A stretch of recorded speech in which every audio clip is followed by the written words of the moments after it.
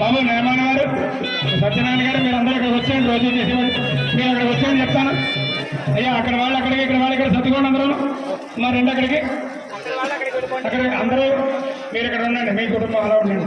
చెప్పండి. అగ్నయే సప్తవత ఇదన్నమమ.